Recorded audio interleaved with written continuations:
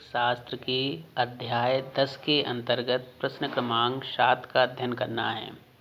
प्रश्न है, वर्ण विक्षेपण क्षमता को परिभाषित कीजिए तथा इसके लिए व्यंजक निगमित कीजिए। वर्ण विक्षेपण क्षमता की परिभाषा बताना है और इसके लिए व्यंजक निगमित करना है। सबसे पहले देखते हैं वर्ण विक्षेपण क्षमता की परिभाषा। यहाँ पर हेडिंग आपको लिख लेना है, वर्ण विक्षेपण क्षमता।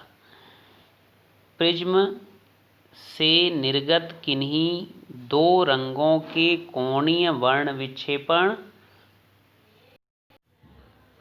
और माध्य किरण के विचलन के अनुपात को उन रंगों के लिए प्रिज्म के पदार्थ की वर्ण विक्षेपण क्षमता कहते हैं। कोई भी दो रंग लें तो उन दो रंगों के कोणीय वर्ण विक्षेपण और माध्य किरण के विचलन, इन दोनों के अनुपात को उन रंगों के लिए वर्ण विक्षेपण क्षमता कहा जाता है।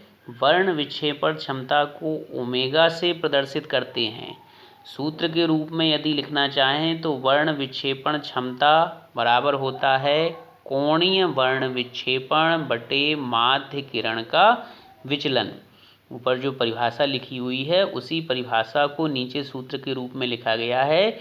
वर्ण विक्षेपण क्षमता बराबर कोणीय वर्ण विक्षेपण बटे माध्य किरण का विचलन। इसके पहले वाले प्रश्न में हमने बताया था पीले रंग की किरण को माध्य किरण माना जाता है। माध्य किरण माने बीच वाली किरण। तो बैजानीय पीनाला जब लिखते हैं तो उसमें पीला रंग लगभग मध्य में आता है। बैजानी पीनाला से 7 रंग बता सकते हैं ना, तो उन 7 रंगों में से जो पीला रंग है वो लगभग मध्य में आता है, तो पीले रंग को माध्य किरण माना जाता है। तो माध्य किरण के रूप में पीले रंग को लेना है और अन्य जो दो रंग लेना है, एक रंग बैंगनी रंग लेंगे और दूसरा रंग लाल रंग लेंगे। जैसा कि अभी बताया, देखो ले लिया यहाँ पर, माना कि प्रिज्म से निर्गत प्रकाश में बैंगनी, पीले और लाल रंग की किरणों के विचलन क्रमशः डेल्टा V, डेल्टा Y और डेल्टा R हैं।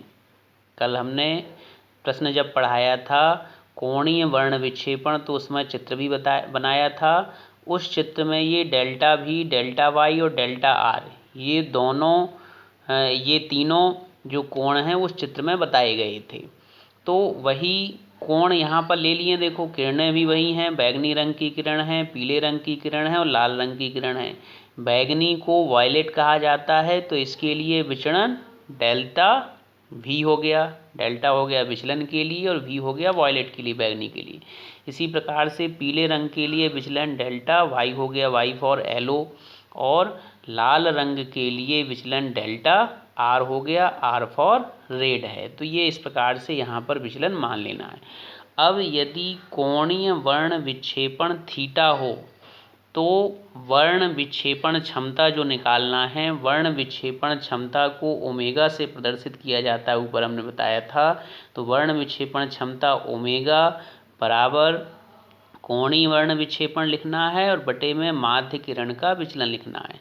तो कोणीय वर्ण विक्षेपण को थीटा से प्रदर्शित करते हैं, तो थीटा लिख दिया, ऊपर माना हुआ है ना थीटा, और बटे में पीले रंग के लिए माध्य विचलन डेल्टा Y है, तो उसको यहाँ पर लिख देंगे। ऊपर जो सूत्र बताया था उसी सूत्र में मान रख दिया। तो वर्ण विक्षेपण क्षमता की जगह ओमेगा आ गया, बराबर में कोणीय वर्ण विक्षेपण की जगह पे थीटा आ गया और बटे में माध्य किरण के विचलन की जगह पे डेल्टा Y आ गया। अब ओमेगा की जगह पे ओमेगा होगा, बराबर थीटा का मान क्या होता है, कल हमने बताया था delta V minus delta R, ये थीटा का मान होता है, तो इसको रख दिया और बटे में डेल्टा Y की जगह पे डेल्टा Y यहाँ पर जैसा है वैसा लिख देंगे और इस प्रकार से ये समीकरण 1 यहाँ पर प्राप्त हो जाएगा। अब समीकरण 1 में जो भी मान चाहिए, कौन कौन से मान चाहिए समीकरण 1 में, डेल्टा R का मान चाहिए, डेल्टा V का मान चाहिए और डेल्टा Y का मान चाहिए। तो समीकरण 1 में जो भी मान चाहिए उन मानों को यहाँ निकालना है। तो उसके लिए मान लेते हैं कि जो प्रिज्म लिया गया है उस प्रिज्म का कोण A है। बैगनी, पीले और लाल रंग की किरणों के लिए प्रिज्म के पदार्थ के अपवर्तनांक क्रमशः म्यू भी, म्यू वाई और म्यू आर हैं। बैगनी रंग के लिए अपवर्तनांक म्यू भी है, लाल रंग के लिए अपवर्तनांक म्यू आर है और पीले रंग के लिए अपवर्तनांक म्यू वाई है। म्यू किस लिए लिखते हैं? अपवर्तनांक के लिए। लाल रंग के लिए आर लिखा है, पीले रंग के लिए वाई लिखा है और बैगनी रंग के लिए भी लिखा है। अब जो सूत्र होता है विचलन का, डेल्टा बराबर म्यू माइनस 1 इंटू ए, यही होता है ना विचलन का सूत्र। तो इस सूत्र का यहाँ पर उपयोग करते हैं। सबसे पहले बैगनी रंग के लिए लिखते हैं तो डेल्टा की जगह पे डेल्टा भी हो जाएगा, बराबर में म्यू की जगह पे म्यू भी हो जाएगा, -1 इंटू ए आ जाएगा।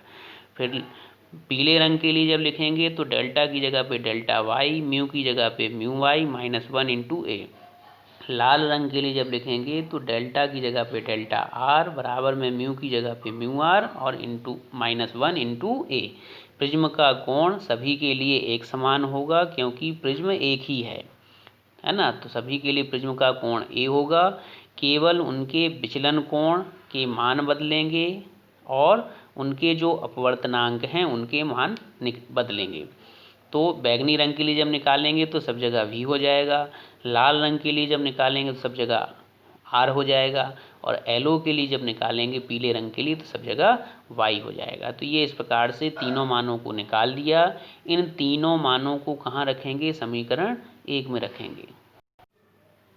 तीनों मानों को जब समीकरण 1 में रखेंगे तो समीकरण 1 में रखेंगे तो ओमेगा आ जाएगा, बराबर में ऊपर डेल्टा V का मान पहले रख दिया, माइनस डेल्टा R का मान रख दिया, बटे में डेल्टा Y का मान रख दिया। तीनों मान निकाले हैं ना ऊपर, तो उन मानों को समीकरण 1 में रखेंगे तो ये इस प्रकार से यहाँ पर समीकरण प्राप्त हो जाएगा। अब ओमेगा की जगह पे ओमेगा आ गया, बराबर अब क्या करेंगे? ऊपर ये जो समीकरण आया है जहाँ पर मैंने सही का निशान लगाया है, इस समीकरण में ऊपर बाहर जो ये a लिखा है इस a का गुणा ब्रैकेट के अंदर कर देंगे। तो देखो डबल ओमेगा की जगह पे ओमेगा आ गया, बराबर a का गुणा म्यू भी के साथ होगा तो म्यू भी इंटू ए हो जाएगा, माइनस a का गुणा 1 के साथ होगा तो a आ जाएगा। अब ऐसे ही पीछे भी देखो a लिखा है, इस a का गुणा म्यू आर -1 के साथ होगा और साथ में आगे माइनस भी लिखा है। यहाँ पर ये जहाँ पर मैंने गोला लगाया यहाँ माइनस भी लिखा है, तो इस माइनस का आगे से गुणा होगा और पीछे से a का गुणा होगा, मतलब -a का ब्रैकेट के अंदर गुणा होना है। तो -a का म्यू आर के साथ जब गुणा होगा तो -म्यू आर a हो जाएगा। फिर -a का -1 के साथ गुणा होगा तो माइनस का प्लस हो जाएगा, प्लस का a आ जाएगा। बटे में जैसा लिखा था वैसा यहाँ पर लिखा रहने देते हैं। अब क्या होगा? देखो यहाँ पर ये अंश में ये जो मान लिखा है, अंश वाले मान में माइनस का a प्लस के a से कट जाएगा। बचेगा क्या? तो ओमेगा बचेगा, बराबर म्यू भी a माइनस म्यू आर ये बचेगा और बटे में जैसा था वैसा लिख देंगे। फिर ओमेगा बराबर ऊपर क्या कॉमन है? अंश में a कॉमन है, म्यू भी a में से a कॉमन हुआ तो म्यू भी बचा, माइनस म्यू आर a में से म्यू आर कॉमन हुआ तो a कॉमन हुआ तो म्यू आर बचा। तो ब्रैकेट में आ जाएगा म्यू भी माइनस म्यू आर और ब्रैकेट के बाहर आ जाएगा a, क्योंकि a कॉमन है। बटे में जैसा लिखा था म्यू वाई -1 इंटू ए, वो जैसा लिखा था उसको वैसा ही लिखे रहने देते हैं। अब a से a यहाँ पर कट जाएगा, देखो अंश में भी a है और हर में भी a है, तो a से a कैंसिल हो गया। नीचे आएगा ओमेगा बराबर ऊपर बचा है म्यू भी माइनस म्यू आर और बटे में बचा है म्यू वाई -1। तो ये इस प्रकार से ये जो सूत्र यहाँ पर निकल के आता है ये किसका सूत्र है? ये वर्ण विक्षेपण क्षमता का सूत्र है। ओमेगा बराबर म्यू भी माइनस म्यू आर बटे में म्यू वाई -1। तो इस प्रकार से ये सूत्र यहाँ पर निगमित करना है।